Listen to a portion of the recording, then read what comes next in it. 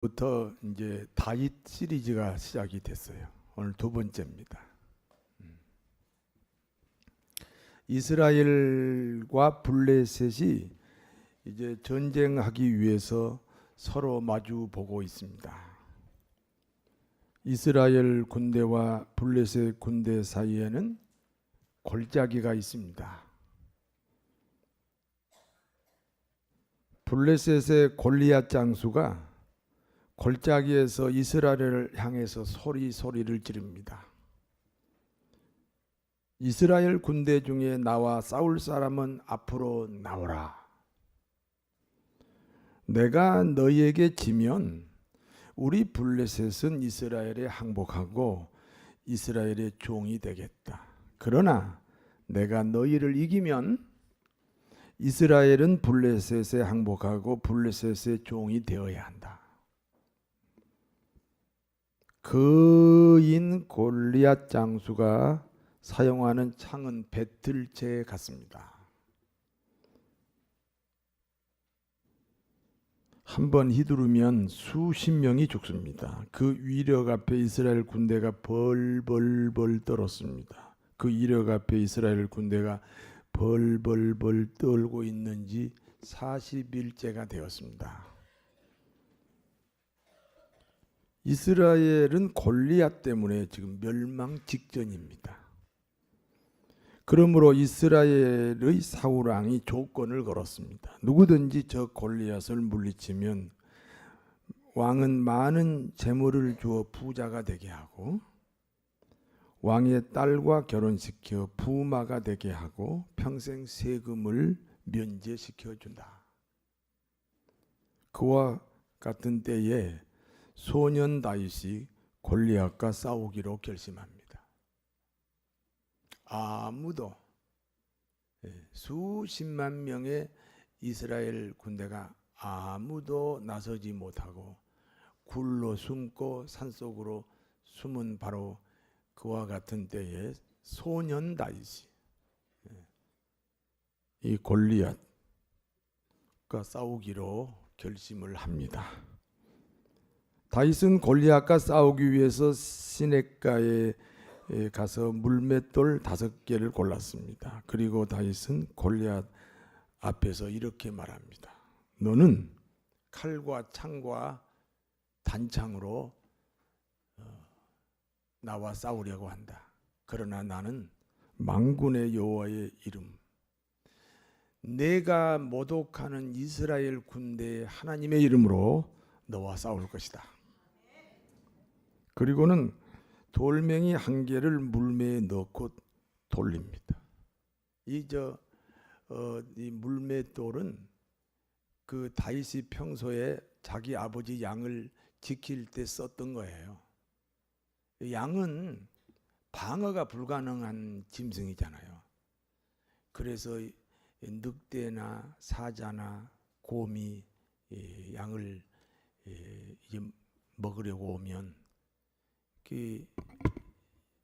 다윗이 그 양을 지키기 위해서 이제 돌멩이를 손으로 던지면은 멀리 못 가니까 물매를 만들어서 이렇게 막 돌리다가 휙 하고 던지면은 그 돌멩이가 멀리 날아가서 곰이나 사자나 늑대를 이제 쫓아내는 이제 그런 도구입니다. 그때부터 나온 것이 그 야구의 투수가 나온 거예요. 야구의 투수.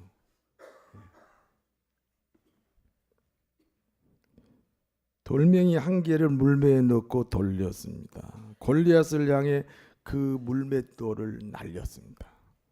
골리앗의 이마에 그 물맷돌이 딱 하고 박혔습니다. 거인 골리앗이 쓰러졌습니다. 다윗이 달려가서 골리앗이 차고 있던 칼을 뽑아서 골리앗을 죽였습니다. 전쟁은 하나님께 속한 것입니다. 여러분은 여러분의 일생의 삶이 하나의 전쟁이에요. 하나님이 여러분의 생애를 대신해서 싸우신 줄로 믿습니다. 하나님이 하셨습니다. 칼이 없는 전쟁입니다. 다윗은 한순간에 한 나라의 스타가 되었습니다. 여러분, 스타가 되는 건 중요한 거예요. 이번에 그 무슨 이렇게 연속극을 보니까 더워서 하도 더워서 이번에는 좀 봤어요. 근데 그게 미스터 선샤인이라는 영 아시죠? 미스터 선샤인 그 20번 나오는 거예요. 지금 10번인가 했어요. 그런데 거기 주인공이 이병헌이에요. 아시죠? 이병헌이가 그 20번 나오고 30억을 받아. 이쪽은 부자들만 사나 봐. 이쪽은 반응이 없어요. 스타가 되면요 좋은 일이 많는가 봐요. 세월이 흐른 후에 왕의 사위가 되었습니다. 왕의 사위뿐 아니라 장군 반열에도 올랐습니다. 전쟁터에 나가면 항상 승리하는 명장이 되었습니다. 그때 백성들이 다윗을 칭찬하는 노래를 만들었습니다. 사울이 죽인 자는 천천히요, 다윗이 죽인 자는 만만이다.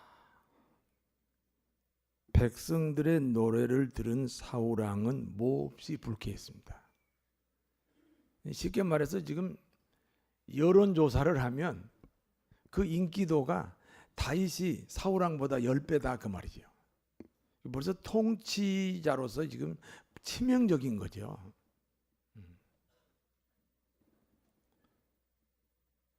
다윗에게는 만만을 돌리고 내게는 천천을 돌리니 다윗이 더 얻을 것은 왕의 자리 말고는 또 무엇이 있겠느냐 하면서 화를 내었습니다.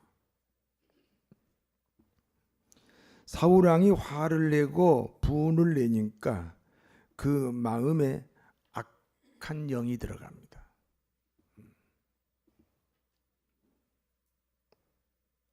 사울왕은 다윗을 죽이고 싶었습니다. 수금을 타고 있는 다윗을 향해 창을 던졌습니다. 다윗이 피했습니다. 다윗이 피하니까 두 번째 또 창을 던졌습니다.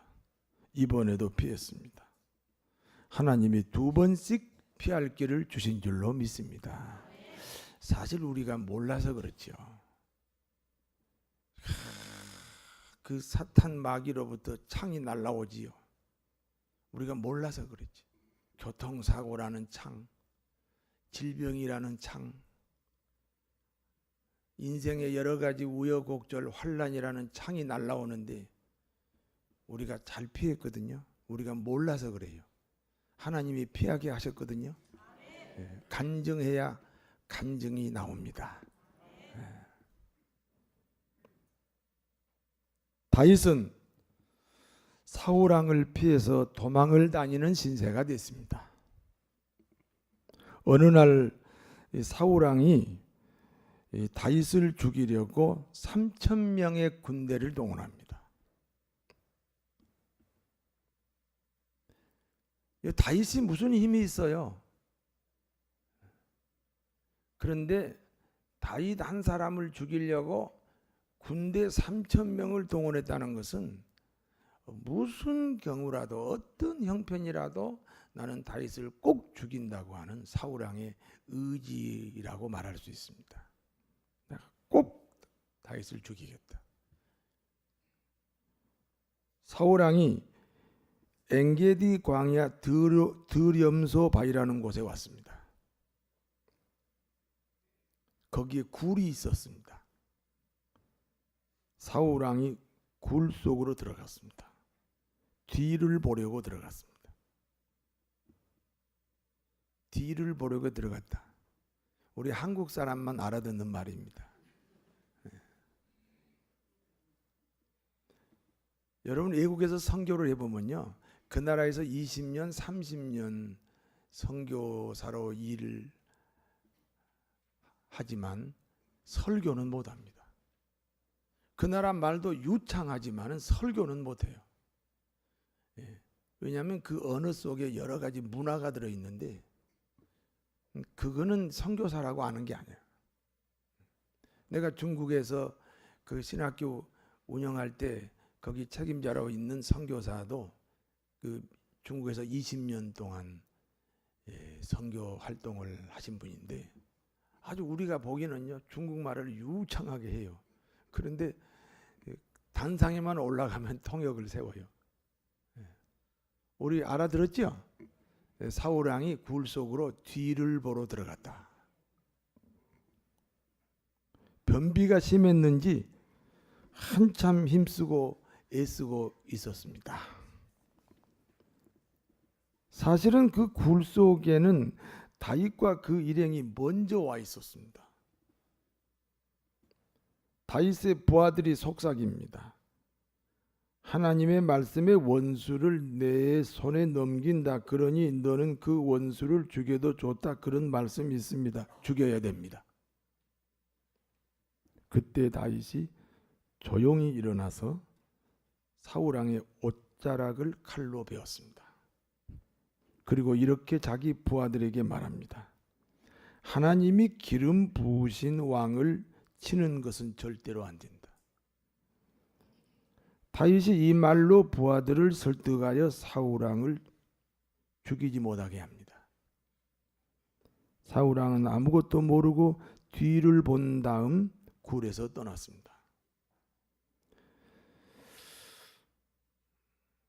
다윗은 언덕으로 올라갔습니다. 그리고 멀리 있는 사울왕을 향하여 큰 소리로 왕의 이름을 불렀습니다. 내 주 왕이여. 다윗이 부르는 소리에 사울이 다윗을 보았습니다. 다윗이 엎드려 절합니다. 자기를 죽이려고 3,000명 군대를 동원했으면 원수잖아요. 원수.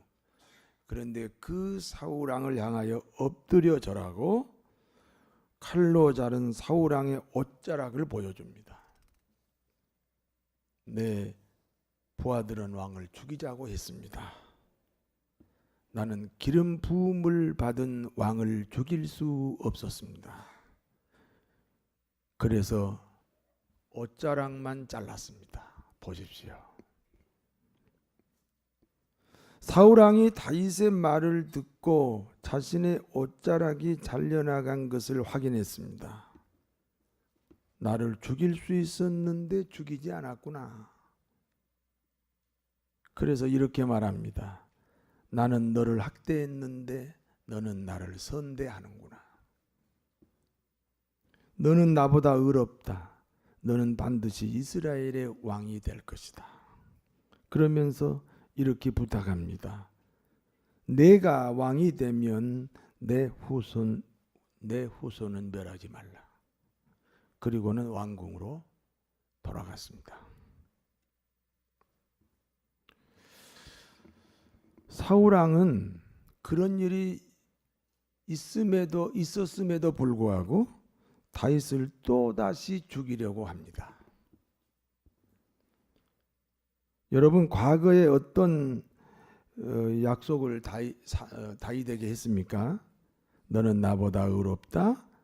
너는 이스라엘의 왕이 될 것이다. 다시는 너를 해하지 않겠다. 작심삼일입니다. 다시 죽이려고 군대까지 동원합니다.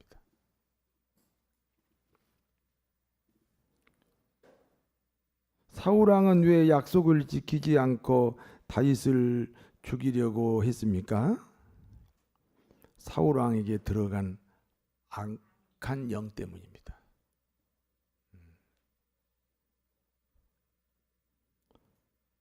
악령이 들어가면 미워하고 시기하고 질투하고 원망하고 죽이겠다는 결심을 하게 됩니다. 사울왕은 다윗이 하일라 산에 숨었다 이런 소식을 들었습니다. 이번에도 3,000명의 군대를 동원합니다. 그런데 이 다윗을 찾을 수가 없어요. 시간이 지났습니다. 피곤합니다. 밤이 되었습니다. 사울 왕과 3천 명의 군인들이 모두 깊이 잠들었습니다. 다윗의 부하 중에 아비새라는 장군이 있습니다. 다윗에게 이렇게 말합니다. 하나님이 오늘 원수를 당신의 손에 넘긴 것 같습니다. 그러니 내가 잠들어 있는 사울 왕을 단번에 죽이고 오겠습니다. 다윗이 아비새 장군에게 말합니다. 죽이지 말라. 누구든지 하나님의 기름 부은 받은 자를 죽이면 저주를 받는다. 죽이지 말라. 살아계신 하나님을 두고 맹세한다. 하나님께서 치실 때까지 우리는 사울 왕을 죽일 수 없다.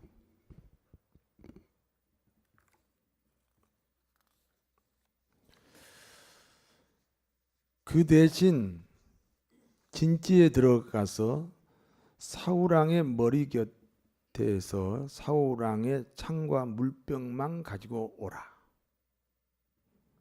아비새 장군이 사울 왕의 창과 물병만 가지고 왔습니다.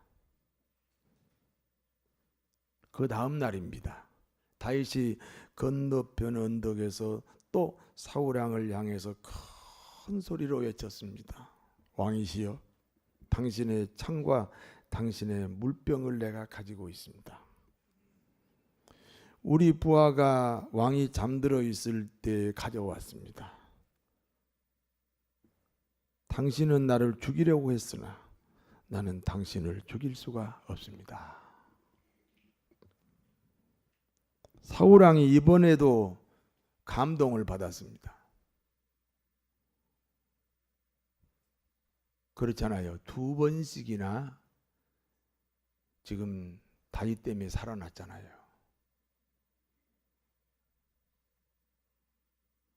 사울 왕이 이렇게 말해요. 내가 범죄했다. 내가 너를 죽이려고 했던 것이 범죄한 것이다.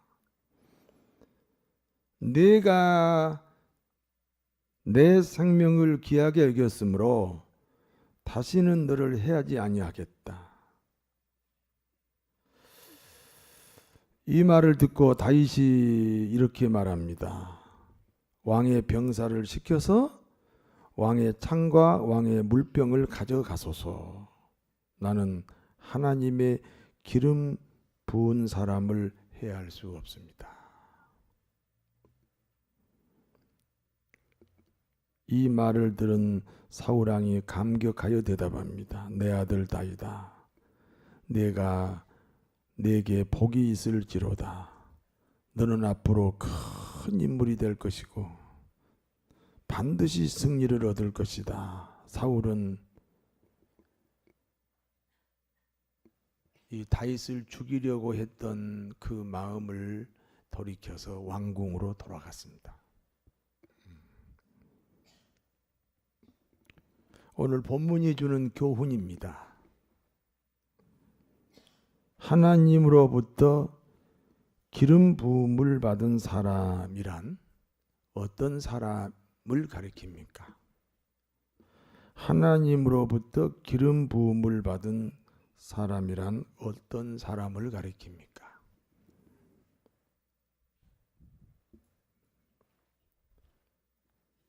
하나님이 쓰시기 위해 성령을 내려 보낸 사람입니다. 이스라엘 왕의 역할입니다. 하나님을 왕되게 하는 거예요. 그러므로 성령의 기름이 부어진 사람이 사울이에요.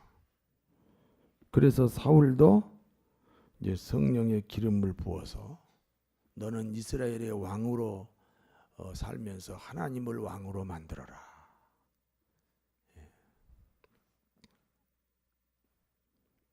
그런데 사울 왕은 하나님을 왕되게 하지 못했습니다. 아말렉을 진멸하라는 말씀에 순종하지 않았습니다. 그러므로 성령이 떠나가고 악령이 들어왔습니다. 2 더하기 2는 얼마입니까? 2 더하기 2는 덧니가 아니고 4입니다. 1000년 전에는 얼마였어요? 1000년 후에는 얼마일까요? 4입니다. 변하지 않습니다. 2 더하기 2는 4. 여러분 잘 보세요. 성령이 떠나가면 악령이 들어온다. 이거 변하지 않습니다. 여러분 안에는 지금 성령이 계십니까? 악령이 있습니까?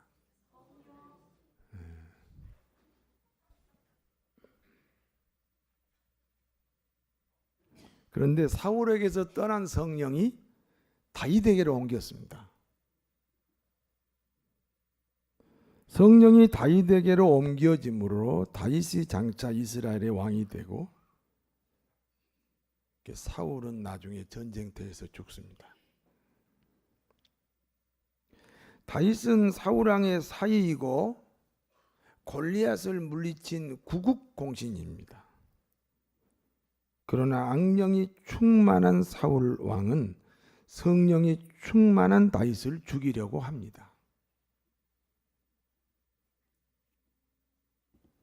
빛과 어둠이 만날 수 없고 물과 기름이 합할 수 없듯이 성령과 악령이 서로 만날 수 없습니다. 서로 대적 관계입니다. 그래서 사울이 그렇게 다윗을 죽이려고 합니다.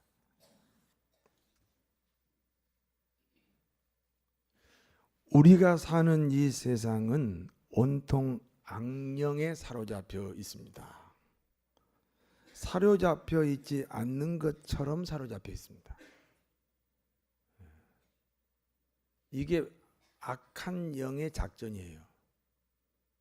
전혀 자기 정체를 드러내지 않고 그리고는 사람들 속에 들어가서 그 사람을 조종하고 있어요. 여러분 4차 산업이 뭔지 아시죠? 4차 산업의 중심이 인공지능이에요. 여러분 인공지능하고 여러분 안에 있는 두뇌, 뇌, 여러분의 지능하고 어떤 것이 더 우수합니까? 인공지능이 더 우수합니다. 인공지능은 앞으로 계속해서 더 우수해집니다. 그래서 그 지능이 중심이 되는 시대, 4차 산업 시대라고 그래요. 예를 들어 볼게요.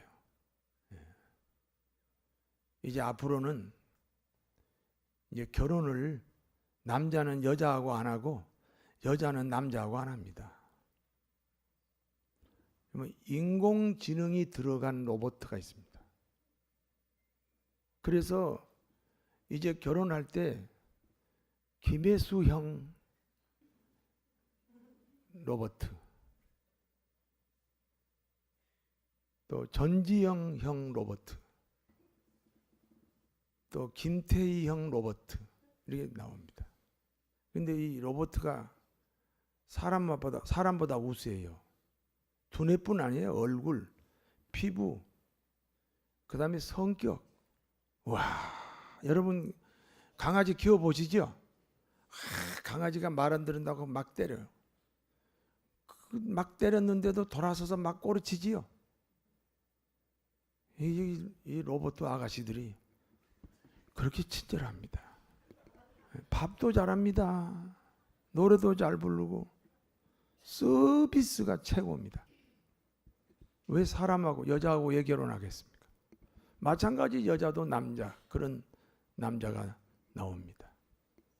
춤 잘 추는 비 같은 로봇, 장동건식 로봇. 그러니까 사람하고 사랑을 나눠야 되는데 여기 잘 보세요. 기계, 로봇하고 사랑을 나누고. 그러니까 인간에게 뭐가 없어져요? 양심이 없어지는 거예요. 인간에게 양심이 지금 벌써 양심이 없어졌어요.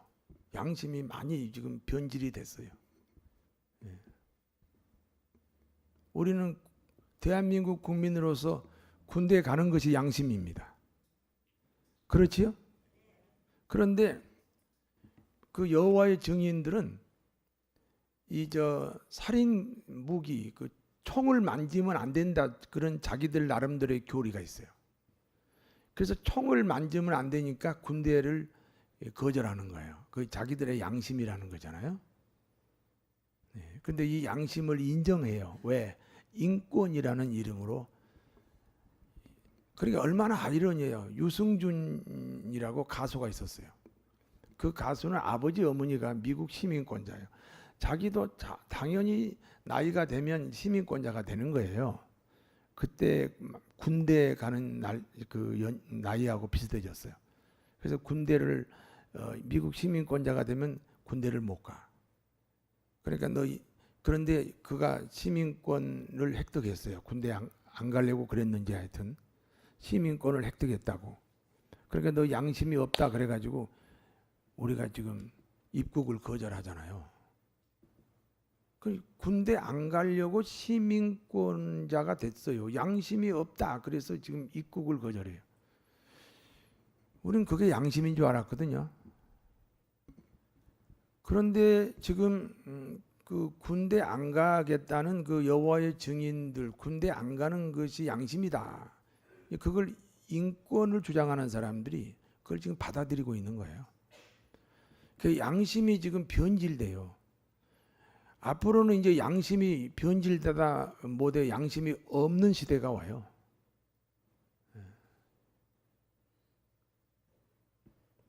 여러분, 양심이 있어야 예수를 믿습니다. 인간이 죄인이다. 인간이 죄인이라고, 자기 자신이 죄인이라고 하는 인정이 그 양심 때문입니다. 근데 그 양심이 없어지면, 그 양심이 변질되면요, 예수 믿을 수 있는 방법이 없어지는 거예요. 그러면 주님이 오실 때가 되었다, 그런 진단이 가능합니다.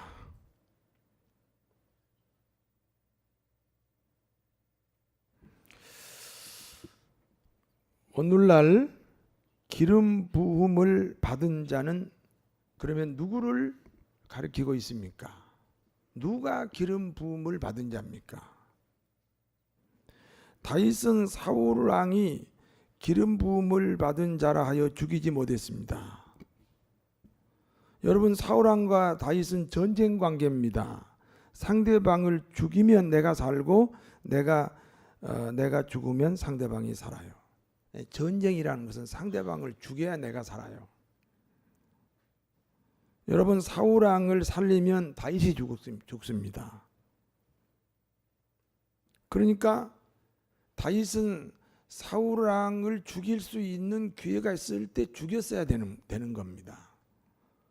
그러나 다윗은 사울 왕이 기름 부음을 받은 왕이기 때문에 죽일 수가 없었습니다.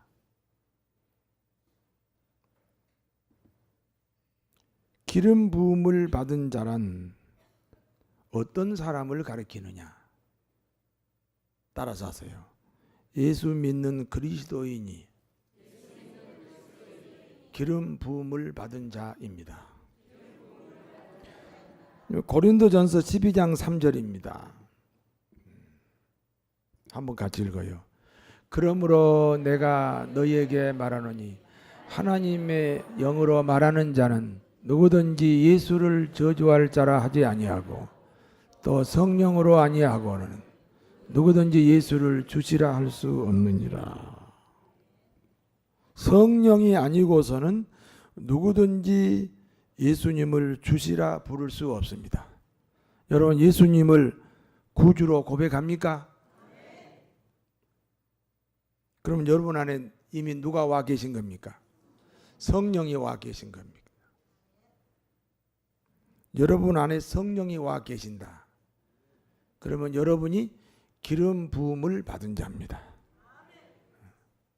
할렐루야. 베드로전서 2장 9절 말씀입니다. 한번 읽어요. 그러나 너희는 택하신 족속이요 왕 같은 제사장이요 거룩한 나라요 그의 소유가 된 백성이니 이는 너희를 어두운 데서 불러내어 그의 기이한 아름다운 덕을 선포하게 하려 하심이라.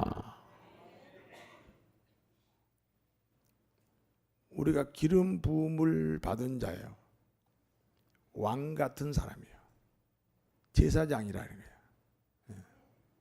진짜 예수 믿습니까? 근데 예수 믿는다는 건 이미 누가 와 있다는 거예요? 그러니까 이미 여러분 안에 기름 부음이 와 있다는 거예요. 다윗이 왜 사울을 왕을 죽이지 못했어요? 기름 부음을 받은 사람이다 이거예요.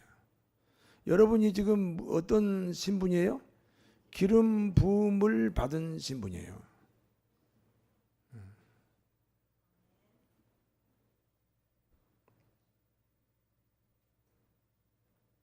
다윗이 사울을 죽일 수 없었듯이 우리도 그 누구에게도 정죄를 받을 수가 없습니다. 로마서 8장 1절부터 2절입니다. 그러므로 이제 그리스도 예수 안에 있는 자들에게는 결코 정죄함이 없나니 이는 그리스도 예수 안에 있는 생명의 성령의 법이 죄와 사망의 법에서 너를 해방하였습니다.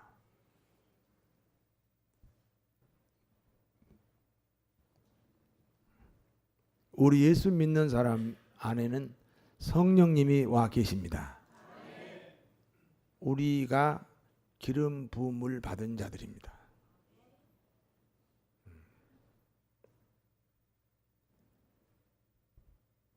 누구도 우리를 정죄할 수 없습니다.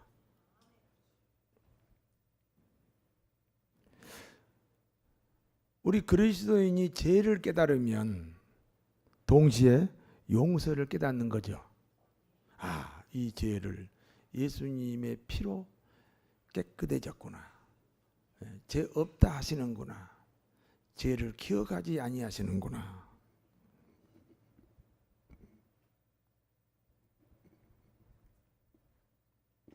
저와 여러분이 기름 부음을 받은 자들입니다.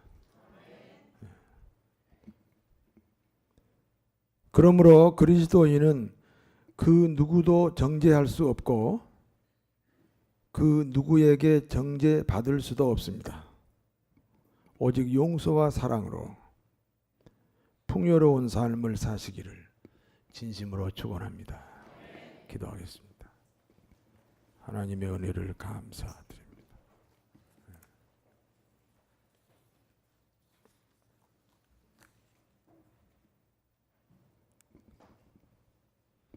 기름 부음을 받은 사랑하는 교우들에게 하늘의 복 땅의 복으로 채워 주옵소서. 예수님 이름으로 기도하옵나이다. 아멘.